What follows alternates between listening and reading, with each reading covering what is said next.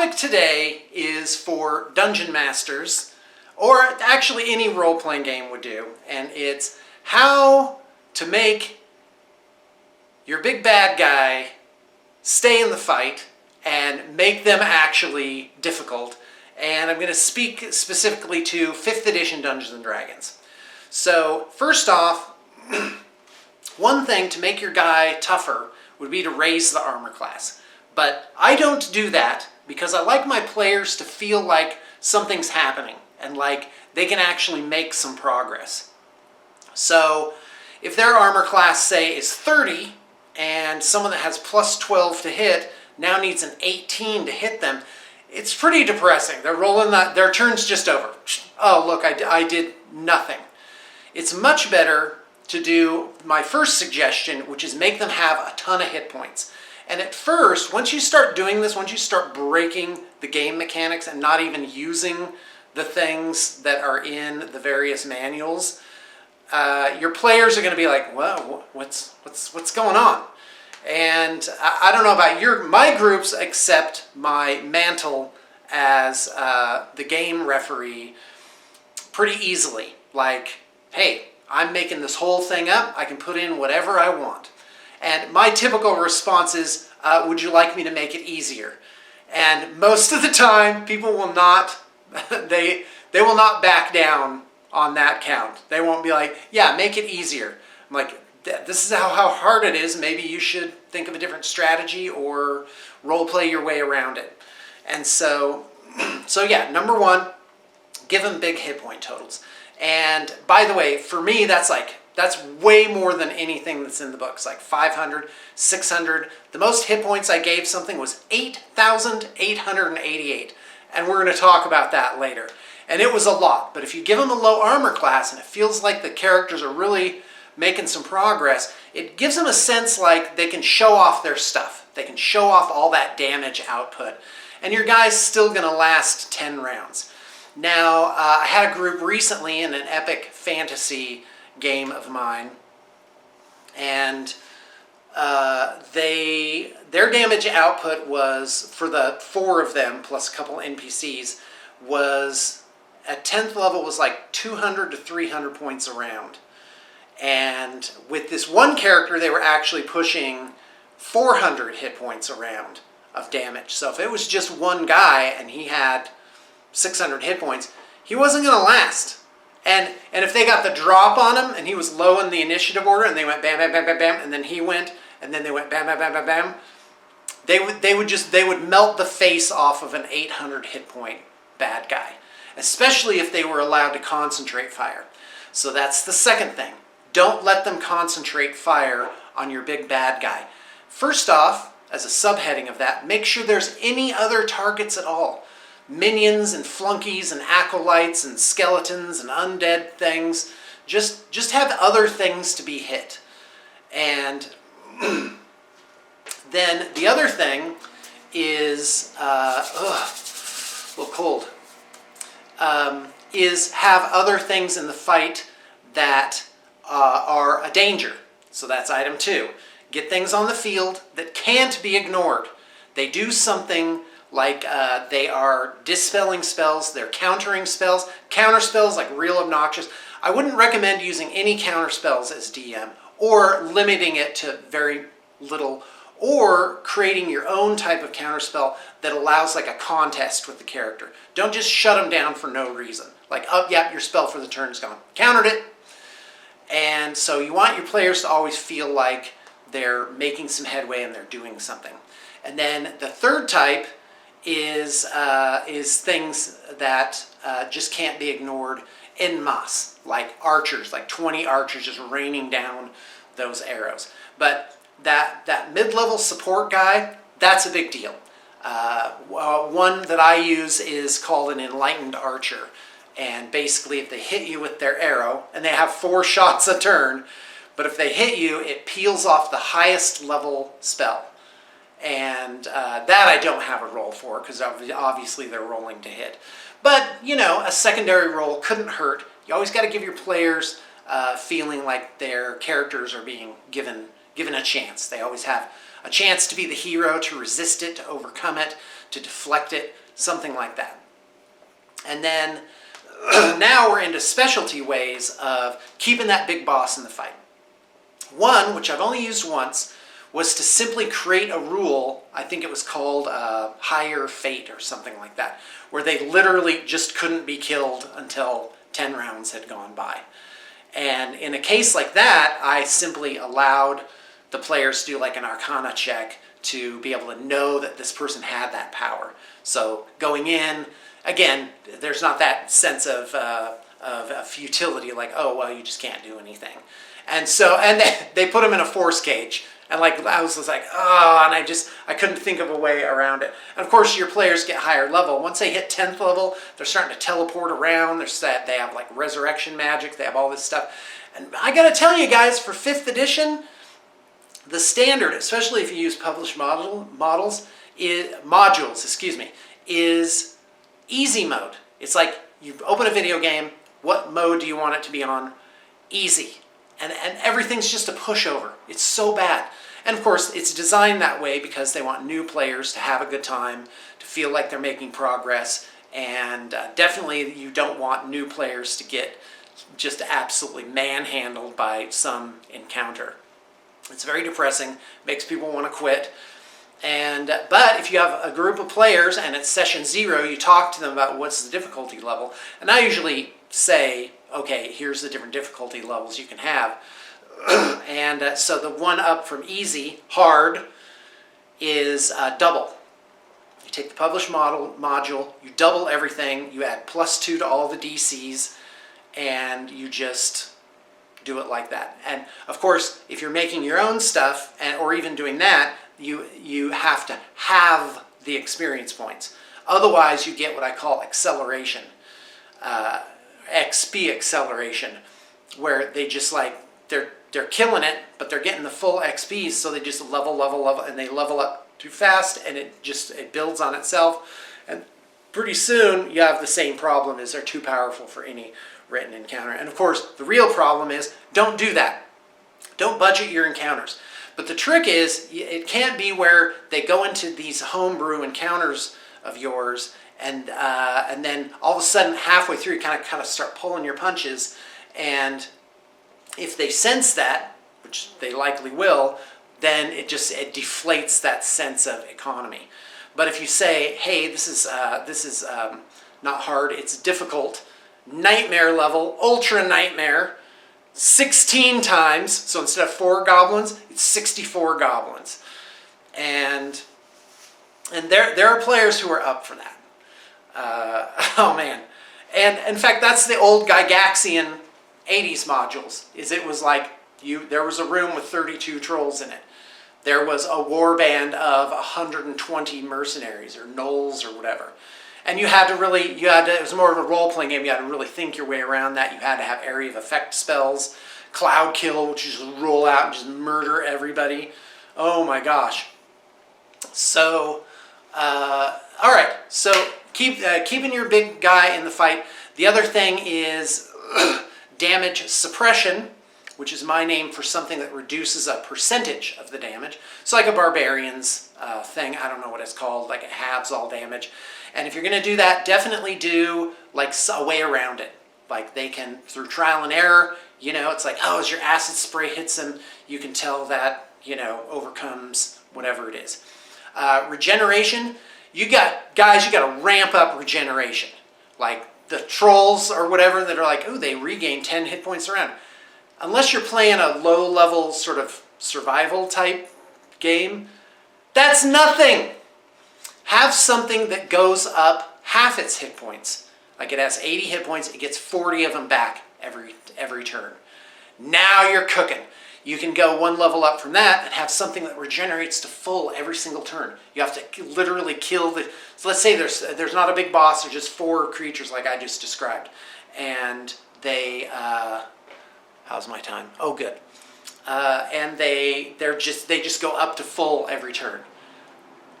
That's great. You also can get creatures with weird immunities. You can make a boss who is a lycanthrope, and those still have, well, I don't know. In Pathfinder, they damage immunities. Like they were hard, unless you had silver weapons, forget about it. And so, but you can give them other things too. Like the vampires in my campaign it was gold. They had to have gold alloy weapons to stake them or to do damage to them or get rid of their regeneration. And they had to find that out by trial and error. They had to discover it through NPCs. So that's another thing. You give your boss some sort of weird vulnerability and general immunity. A section of that is, it's in 5th edition, they're like, they have immunity or resistance to non-magical weapons. By the time you're fighting those things, everybody's got a magical weapon. It doesn't help. Flip that around. Make them immune to magic or immune to magical weapons. Now you're talking. Now they'll have to figure it out, and they'll have to scramble for, am I even carrying non-magical weapons still? That's a tough one. So back to regeneration, you could also ramp up just the amount. They get back 30 hit points a turn or whatever. And as a sub thing to that is you can give healing through those minions as well. That there's one of them that once a turn it can heal 50 hit points to somebody next to them. And okay, so another thing that I've used is damage resistance. That's from Pathfinder, DR, which is they have, you reduce the amount of damage done for certain things. So so let's say they have DR 10 against everything. So every time they're damaged, you reduce the damage by 10. And that's to make sure not to make that too high so that people aren't hitting them and doing nothing. Because then you're back to the rule, which is don't make the characters feel useless. So damage resistance, even just a little bit, 5 or 10 is good. And then give it something where there's a vulnerability. Or, of course, you can do damage resistance to a specific thing, like fire. That fire damage is reduced by a certain damage. Or you can do what I call kinetic in my own system. A damage type is called kinetic, and it is bludgeoning, piercing, slashing. It's sound familiar? And then, so you can give something DR10 to slashing. Skeletons used to have that. In the original Monster Manual, Intellect Devourers had this. It was the most an attack would deal to them was 1 hit point of damage, unless it was a +3 weapon or higher. And those actually were relatively rare. So they were tough customers. And okay, so then you can have alien physiology with which caps damage, and of course you could rename it anything. So I had it where it was, and I explained it. It's like your sword goes through organs. There's some sort of weird yellowish suspension where they weren't hurt like normal, and there was a maximum amount of damage to be done. And that helps. So if something has 122 hit points, it's going to take 7 hits to do that. And the characters will work their way around it. My characters at higher level, they were ramping out 3 or 4 Eldritch Blasts per cantrip. And those were actually eating it up because they were doing like 15 to 20 points of damage, something like that. And so they were eating those guys up. And so then the other thing is, hold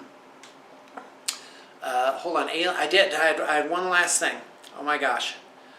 Straight up thing, alien physiology.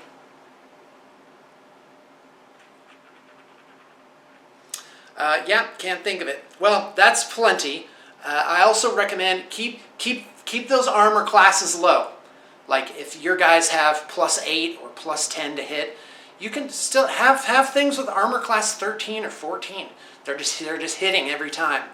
And that'll make them feel like they're getting progress, and some of these other things can mitigate that even better. So you change the mechanics along the line of to hit, to damage. Well, I guess that's it in Dungeons & Dragons. So yeah, there you go. Oh, that was the last defense, is give them parries. Parries and blocks, things that can one time sort of get rid of something. Or a parry that gives damage resistance. Or a block or some sort of defense where they, like a shield spell, like they activate it as a reaction. They get a +4 to their armor class, or not that, but they get 10 damage resistance. So they can basically reduce a single attack by 10 or 20 or whatever it is. And that's actually a really good parry mechanic, rather than just armor class that just makes something miss and do nothing at all. So don't let your players feel like their things are useless. Let them make some headway.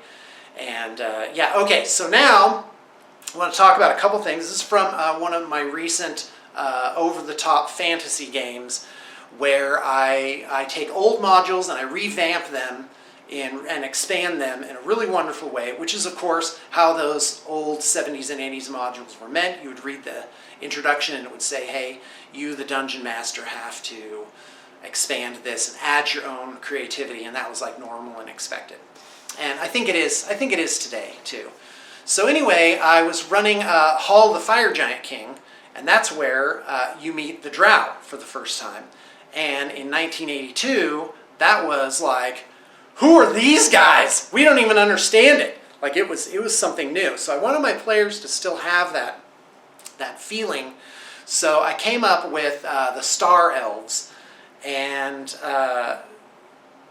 they were great. They were a great opponent.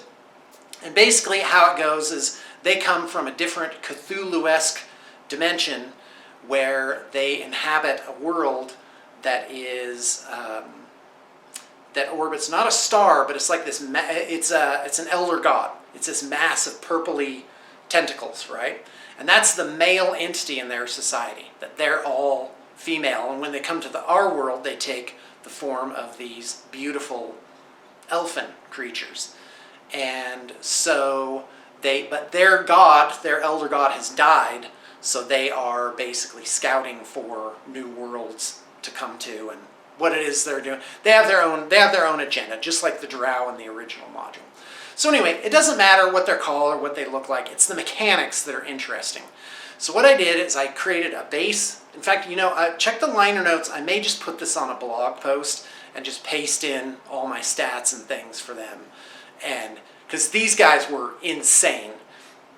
So, because I think somebody, well, no, that was on another form. Anyway, they were looking for a way to capture or challenge their party. How am I coming out? 7. Okay, I better do this quick, because I don't know why my camera splits these videos into pieces once they get over a certain size. So anyway, the Star Elves had a basic block, and then I made like 12 different types of specialty Star Elves, and they had special abilities. So, for example, one of them was called an Innocent, and they operated in groups of 3. These are like my little acolytes, and they could duplicate through modifying reality any spell of 1st, 2nd, or 3rd level that was not a damaging spell.